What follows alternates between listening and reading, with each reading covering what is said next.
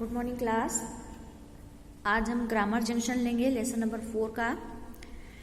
Lesson class 6 में आपने transitive verb और इनट्रांजिटिव वर्ब के बारे में पढ़ा होगा, ठीक है।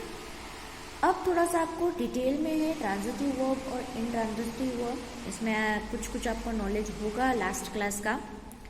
तो हम पढ़ते हैं। Read this line from the poem, please give me a ride on your back. देखिए यहाँ आप अगर देखोगे तो ये जो गिव है ये मेन वर्ब है ना, फिर उसके बाद में बचे हुए जितने रहते हैं वो सब ऑब्जेक्ट रहते हैं। Perhaps on the whole it might bring me luck. अब यहाँ पे भी देखो ब्रिंग जो है ये वर्ब है और जो जितना आता है वो सब ऑब्जेक्ट है।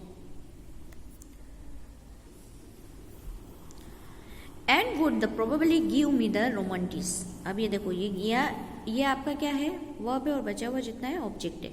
तो अब इनको आपको बोल्ड लेटर में दिखा हुआ है। Look at the words in the bold. Verb can be the either transitive और इनट्रांजिटिव। दो तरीके के वर्ब होते हैं, या तो वो ट्रांजिटिव होगा या फिर क्या होगा, इनट्रांजिटिव।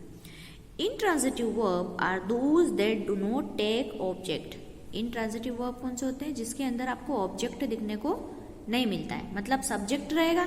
अब आपने पढ़ा होगा, जैसे अपन ने टेंस कभी पढ़ते हैं या नॉर्मल सेंटेंस भी पढ़ते हैं, तो सेंटेंस में 3 तरीके के पार्ट्स होते हैं।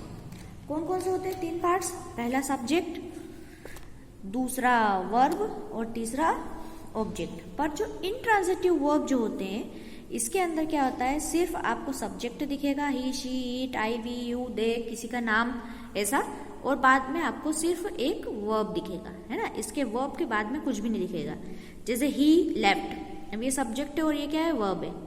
द शिप, ये पूरा सब्जेक्ट है। सैंग, ये वर्ब है। द डॉग्स, ये इसका सब्जेक्ट है। बाक, ये वर्ब है ना। लेकिन वर्ब के बाद में आपको कुछ भी नहीं दिखेगा, मतलब ये क्या है, इनट्रांजिटिव है। The book that was on the table. अब ये देखो ये पूरा सब्जेक्ट है, ऐसा नहीं है कि ये इसके अंदर ऑब्जेक्ट मिक्स हो गया।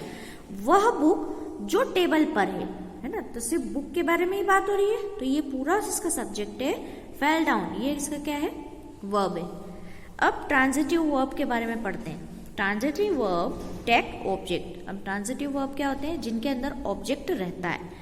दे आर द 2 टाइप्स। इसके ट्रांजिटिव के भी 2 टाइप्स होते हैं, mono transitive verb and the di transitive verb. 2 तरीके के होते हैं, मोनो और डाई।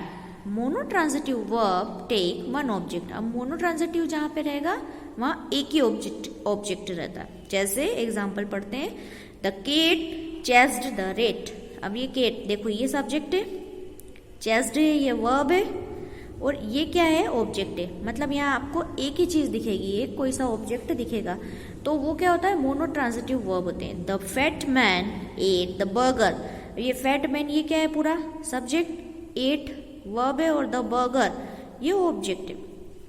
द थीफ इंटर्ड, अब ये सब्जेक्ट, ये आपका verb.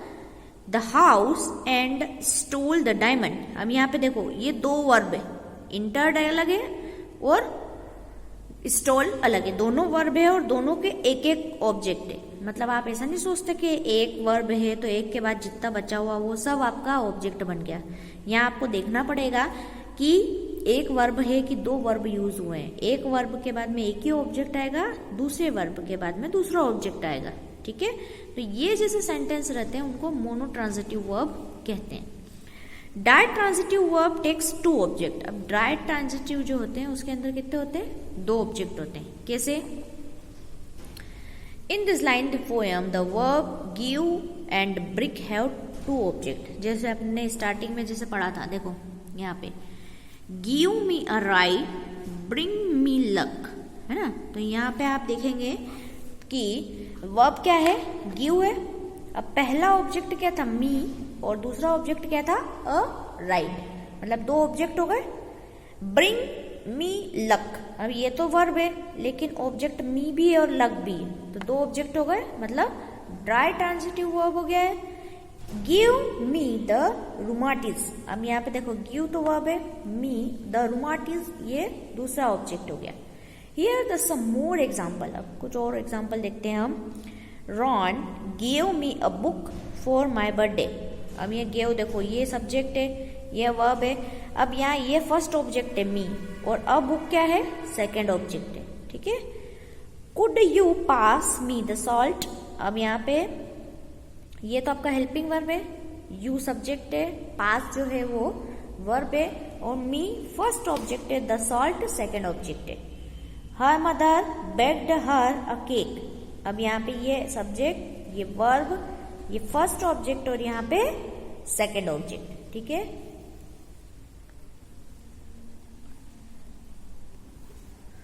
One of the object may be joined using 4 और 2। 4 और 2 के लिए भी दो ऐसे ऑब्जेक्ट हैं जो कि मतलब कुछ कुछ ऐसे ऑब्जेक्ट होते हैं जो 4 से जुड़े रहते हैं या जो 2 से जुड़े हुए होते हैं। तो देखते हैं, we booked 2 tickets for ourselves. अब देखो यहाँ पे 4 तो लगा है बीच में, लेकिन ये भी ऑब्जेक्ट है और ये भी ऑब्जेक्ट है, ठीक है। तो ये आप इंट्रांजिटिव वर्ब में आएगा, जिसमें भी डाई ट्रांजिटिव जो इसका टाइप है, क्योंकि इसके अंदर 2 ऑब्जेक्ट है, ये 4 से जुड़ा हुआ है। Can you find a mate for me, अब देखो यहाँ पे ये वर्ब है, लेकिन ये फर्स्ट ऑब्जेक्ट है, ये सेकेंड ऑब्जेक्ट है, और 4 से ज्वाइन हुए हैं दोनों। He threw the ball to me, अब ये वर्ब है, the ball first object, me क्या है, सेकेंड ऑब्जेक्ट है। This sentence can also be written without using 4 और 2। अब ये जो ऊपर सेंटेंस आपने पढ़े हैं, इसको आप 4 लगाएं तो भी चलेगा, नहीं लगाएं तो भी चलेगा। तो यहाँ तो अपन ने 4 और 2 लगा के देखा, अब हम यही सेंटेंस जो है वो विदाउट 4 और 2 के देखते हैं। जैसे we book our self 2 ticket, है ना, 4 नहीं भी लगाएंगे तो चलेगा, अंडरस्टूड है यहाँ पे कि ये 4 लगा हुआ है। Can you find me a mat, he threw me the ball, ठीक है।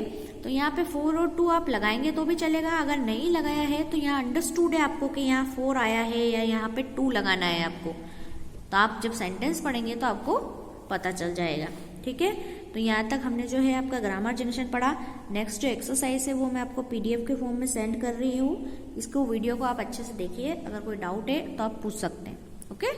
तो आई होप आपको ट्रांजिटिव और इनट्रांजिटिव वर्ब और इनट्रांजिटिव वर्ब के भी जो दोनों पार्ट हैं, मोनोट्रांजिटिव और di transitive, sorry transitive verb के जो 2 पार्ट है, मोनोट्रांजिटिव और डाई ट्रांजिटिव, ये समझ में आए होंगे कि किसमें एक ऑब्जेक्ट रहता है, किसमें 2 ऑब्जेक्ट रहते हैं, है ना, ऑब्जेक्ट कैसे देखते हैं। तो ये आपको समझ में आ गया होगा। अगर कुछ नहीं आता है, कोई डाउट रहता है तो आप पूछ सकते हैं। Thank you.